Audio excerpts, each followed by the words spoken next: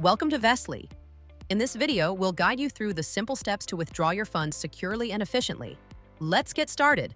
To initiate a withdrawal, first log in to your Vestlye account. From your dashboard, click on the Withdraw button to proceed. Have any questions about withdrawals?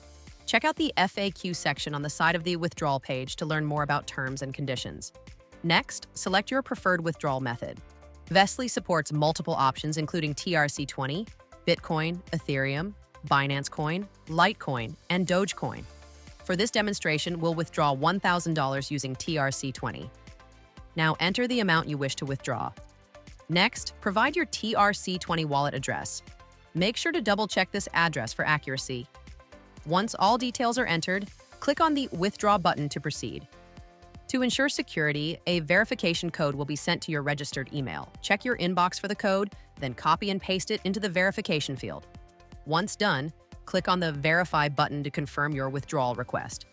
After verifying, your withdrawal request is submitted. To check its status, go to the Transaction History section. From there, click on Withdraw History. Here you can see that your withdrawal request is marked as pending. Once approved by the admin, the status will change to successful and the funds will be transferred to your wallet. And that's it.